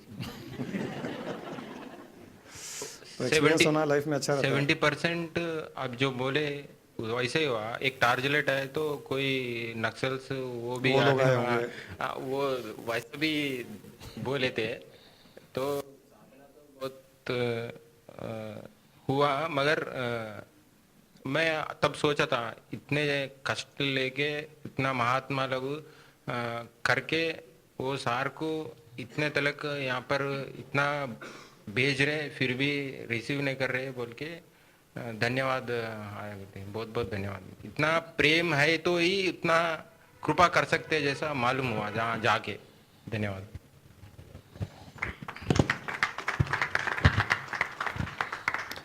इसका ये अर्थ नहीं है कि कोई जंगल में जा नहीं सकता, गुफाओं में रह नहीं सकता, साधना नहीं कर सकता, लेकिन वो सब करने के लिए गुरु कृपा चाहिए। जब उसका गुरु कहेगा कि हाँ अब तुम जाओ, मैं हूँ। और स्वामी जी के साथ दूसरे एग्जाम्पल हैं जो हमारे पियो अंकल है, कई लोग जानते हैं। पूरी फैमिली, हस्बैंड वाइफ, 2 लड़कियां यंग एज में, 2 लड़के छोटे छोटे, पूरी की पूरी फैमिली गुफा में 1 वीक उस जंगल में रही। 1 सेकंड के लिए भी 1 वीक तक उनको माइंड में नहीं आया कि हम कहाँ है, कैसे रह रहे हैं, जंगली जानवर आएगा, बारिश आ जाएगी। 1 हफ्ते तक 1 सेकंड के लिए भी मन में उनको डर नहीं आया। अमेजिंग चीज़ है वो। और ये इंसान कभी जंगल में गया हुआ नहीं, गुफा में रहा हुआ नहीं, बहुत हाई पोस्ट पे रहा हुआ, गवर्नमेंट ऑफिस में एयर कंडीशन घरों में ही रहा हुआ 1 वीक तक। अब इसके भी कमाल ये हो गया, 1 वीक के बाद में बोला 1 वीक रह गए। स्वामी जी ने कहा था 1 वीक पियो, 1 week, go on this date, you will be pick back on so and so date. इसकी भी हालत वही, आदमी कैसा ईगो आ जाता है। ये भी एक गुरु के फॉलोअर्स में आ जाता है। 1 वीक रह गए ना, अब लगा इतना क्या प्रॉब्लम है, और इतना एंजॉय किया, चलो एक 2-4 दिन और रहते हैं, ऐसे सोचे वो। स्वामी जी ने बोला था उस दिन आ जाना वापस। 1 वीक रह गया, बहुत अच्छा लगा, सबको पूछे, हाँ सबको अच्छा लगा, और रह जाते हैं 2-4 दिन, 2-4 दिन रह जाएंगे। सामान पड़ा था खाने पीने का। जैसे ही शाम हुई फिर सीन क्रिएट हुआ वापस से। 1 हफ्ते तक उसको डर नहीं लगा किसी चीज का, एक मच्छर ने नहीं काटा। अब ये बड़े बड़े कीड़े मकोड़े दिख रहे हैं, जुगनू दिख रहे हैं, आवाजें आ रही, सडनली डर लगने लग गया, दूर से बादल आना शुरू हुआ, ये क्या हो गया। 1 हफ्ते तक कुछ नहीं था। अब 1 घंटा जो बीत गया एक्स्ट्रा, उसमें ये एक्सपीरियंस हुआ। वो भी वहां से भागे, नीचे बोट रेडी थी। उसको 1 दिन के पहले उन्होंने बोल दिया था कि तुम 3-4 दिन के बाद आना, वो रेडी थी बोट। सीधा वो बताते हैं कि कूद कूद के चढ़े हम लोग बोट में। फिर उसको पूछे क्या, वो बोले स्वामी जी ने भेजा था। तो ऐसा भी होता है, एक गुरु ने कह दिया इतने दिन बस खत्म। उसमें ईगो नहीं आ जाना चाहिए। साधना में ये भी होता है, लोगों के एक्सपीरियंस होते हैं ना, गुरु जी ऐसा एक्सपीरियंस हुआ स्वामी जी। हमने को तो लोगों को स्वामी जी को बोलते हुए सुना, स्वामी जी నాకు ఇట్లా ఎక్స్పీరియన్స్ అయింది స్వామీజీ, స్వామీజీ మీకు కూడా అయిందా ఇది?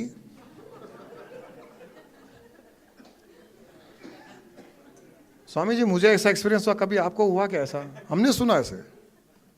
अरे क्या इंसान है ये, किसकी कृपा से जो एक्सपीरियंस हुआ उसको पूछ रहे हैं कि आपको भी ऐसा हुआ क्या? నాకు ఇట్లా అయింది స్వామీజీ, ఈ రివిలేషన్ అయింది స్వామీజీ, మీకు కూడా ఇట్లా అవుతుందా స్వామీజీ? ऐसा होता ఓ ఎట్లా అయిందా, ఓ నాకు కాలేదా ఇది, ఈ ఎక్స్పీరియన్స్ నాకు కాలేదయ్యా. అరే విజీ బాగుంది కదా ఎక్స్పీరియన్స్, నీకైందా ఇప్పుడేనా? లే స్వామీజీ నాకు కూడా కాలేదు. ఓ వాడికి अब उसका 84 साल। उसके बाद में जिंदगी भर वो कभी आया नहीं आश्रम, खत्म हो गया, ईगो प्रोजेक्ट हो गया, खत्म हो गया। वो जो प्रेम की गली इतनी सांकड़ी, वो गली में एक होके घुस रहा था, इतने में सडनली अरे वो कौन, मैं अलग, वो अलग, इतने में 2 हो गए तो बस गली में ही फंस गया। वो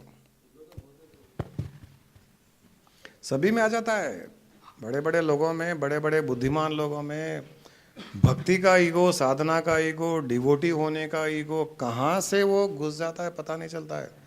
जमीन के अंदर पानी बहता है ना, कहीं बड़ा रॉक भी आ गया उसके जगह में तो अपना रास्ता निकाल लेता है, वो छोटा सा जगह निकल के फिर घुस जाता है। ऐसा ईगो होता है, कहाँ से घुस जाता है पता नहीं चलता है। बहुत ज़्यादा केयरफुल रहना पड़ता है कि साधना में ईगो नहीं आए, शिष्य में ईगो नहीं आए, अनुभव का ईगो नहीं आए, जीवन में जो अच्छा हो रहा है उसका अहंकार नहीं आए, कुछ भी अहंकार आए नहीं। बहुत ज़्यादा सतर्क रहना पड़ता है, सावधान रहना पड़ता है। Online question.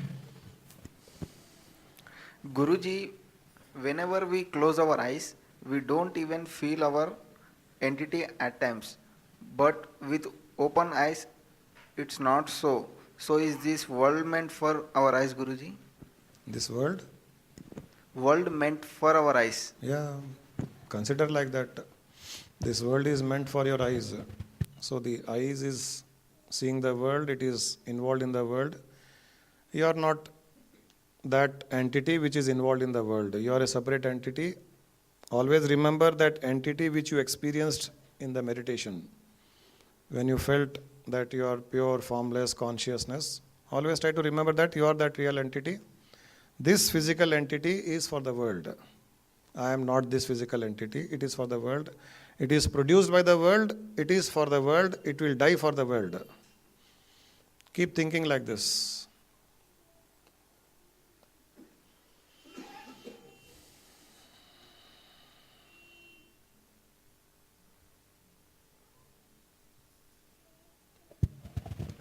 प्रणाम गुरुजी। मैं दो चीज़ पूछना चाह रहा था। एक तो मान लो किसी साधक को आपसे इतना प्रेम, अटैचमेंट या मोह हो जाए कि वो आप में भगवान को देखने लगे, ये एक स्थिति है। और एक किसी दूसरे साधक को किसी दूसरे आदमी से इतना प्रेम, मोह या अटैचमेंट हो जाए कि उसको उसमें भी भगवान दिखने लगे, तो ये क्या स्थिति और कैसे इससे? एक ही स्थिति है। अगर किसी में भी भगवान दिखने लग जाए, वो चाहे गुरु में दिखे या किसी साधारण इंसान में दिखे या किसी जानवर में दिखे, आपकी स्थिति एक ही है, क्योंकि आपकी दृष्टि में आप भगवान देख रहे हो। वो भगवान हो या नहीं हो, अगर आपको भगवान दिख रहा है तो आपको भगवान की प्राप्ति हो जाएगी। ये काफ़ी है। ये ऐसा कोई नहीं होता है कि केवल गुरु में ही भगवान देखो और बाकी चीज़ों में भगवान नहीं देखो। वो कोई कहता है तो गलत कहता है। वो हर किसी में वही देखिए। ये आपने बहुत अच्छी बात कही है। कोई डिस्क्रिमिनेशन नहीं यहाँ पर। आपकी दृष्टि, इसका अर्थ यही होता है कि आपकी दृष्टि ही वो बन गई है कि आप हर किसी में भगवान को देख रहे हो। गुरु में देख रहे हो, भगवान में देख रहे हो, साधारण मनुष्य में देख रहे हो, जानवरों में देख रहे हो। ये बहुत अच्छी स्थिति है।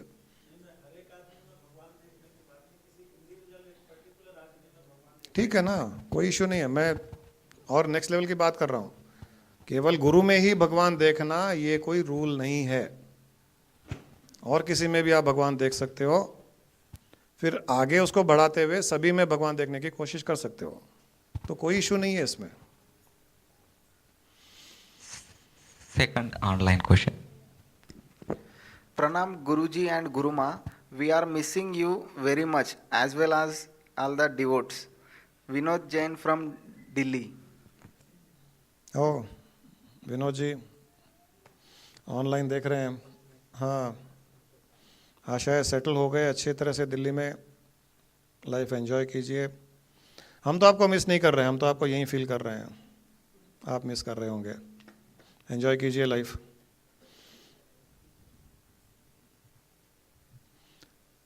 गुप्ता जी, आपकी बात पूरी नहीं हुई क्या अभी तक? मुझे लग रहा है।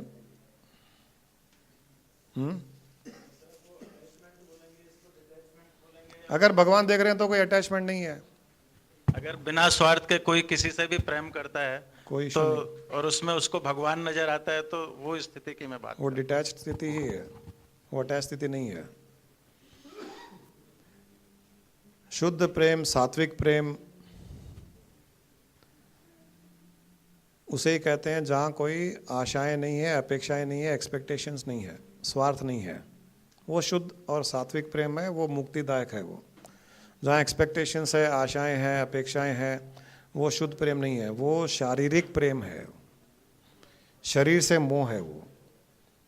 तो ये डिस्क्रिमिनेट कर सकते हो। शरीर से मोह होता है, वहाँ स्वार्थ होता है, एक्सपेक्टेशंस होती है। निस्वार्थ प्रेम में एक्सपेक्टेशंस नहीं होती।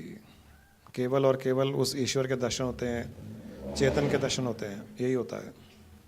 Third online question. Guruji, why have we got entangled? Why can't we be established always? Under ignorance, you got entangled to the world.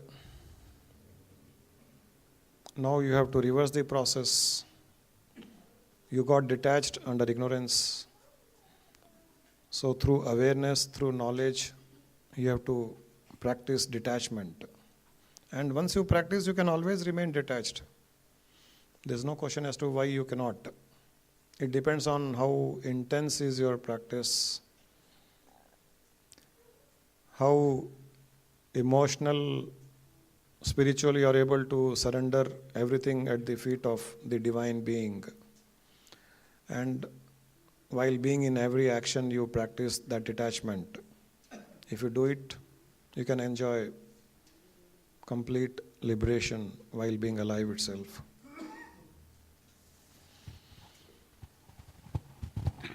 Pranam Guruji, Guruma. Guruji, breath is life. Without breath, there is no life, no?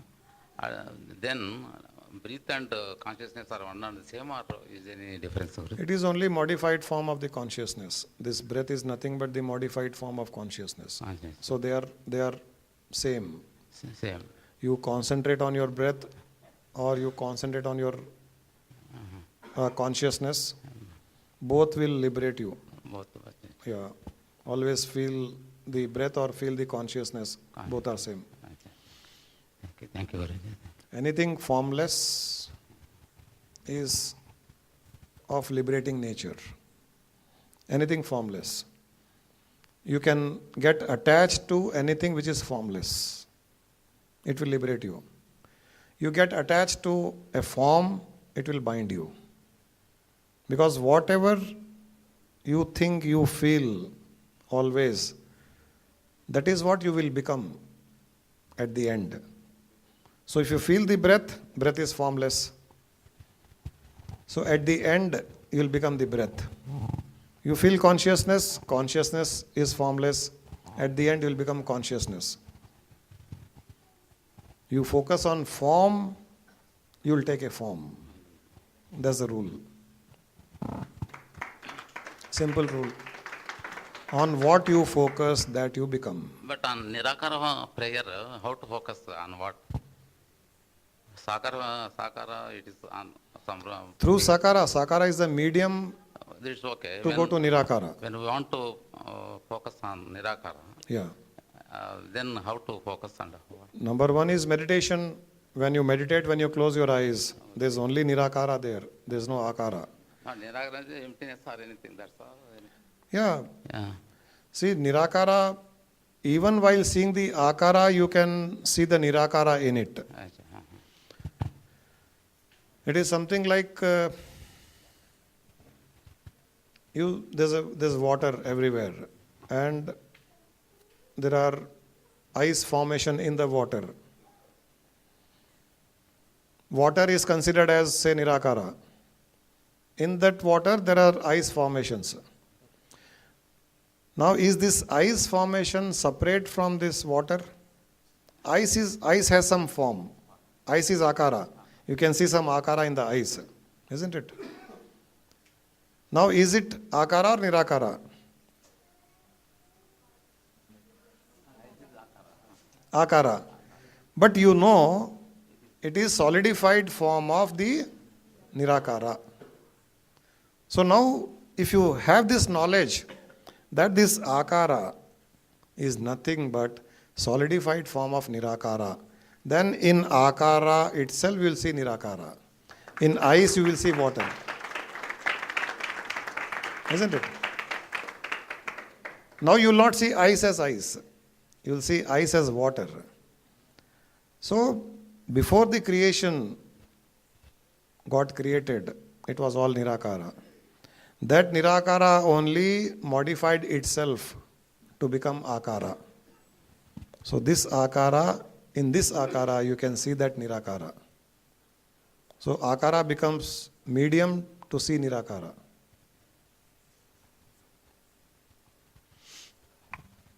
गुरुजी मैं एक question छोटा सा पूछ रही हूँ, not related to this.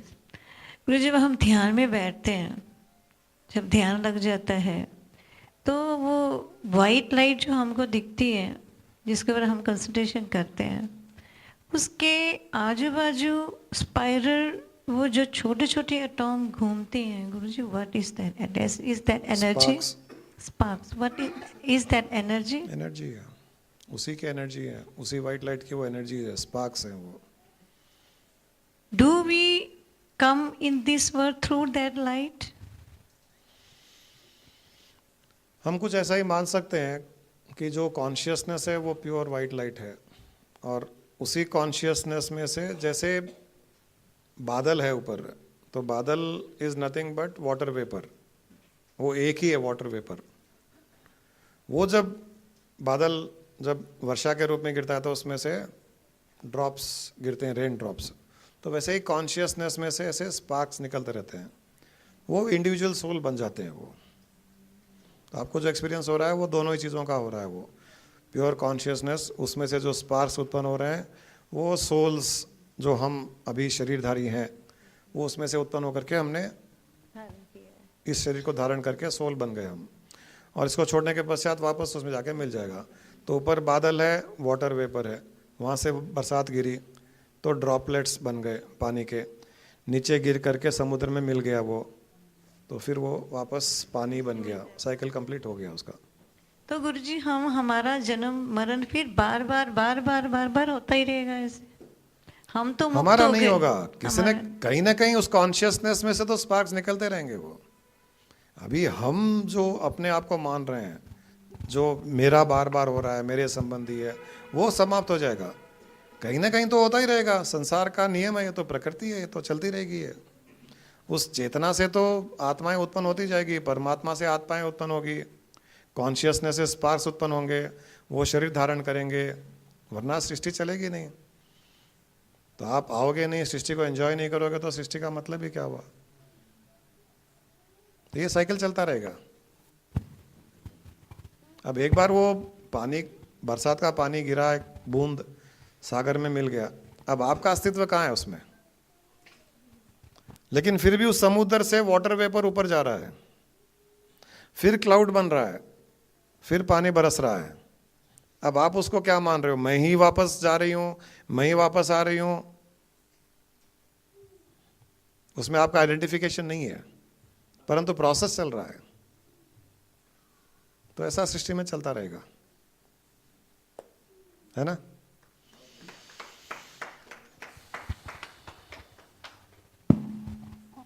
गुरुजी प्रणाम। एक छोटा सा प्रश्न है।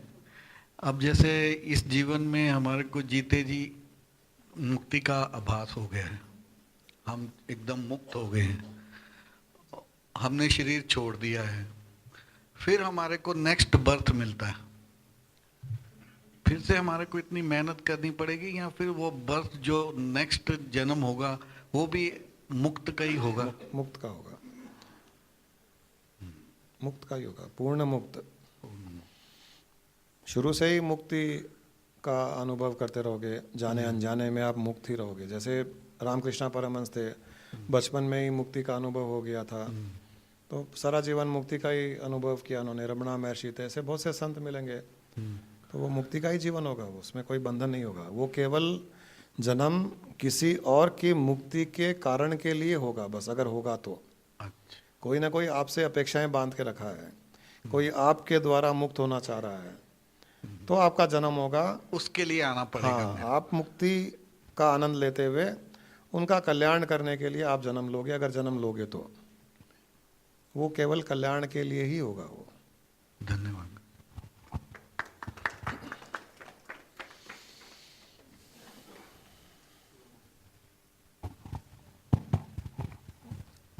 मैं देखा तुम गा रहे अंतम।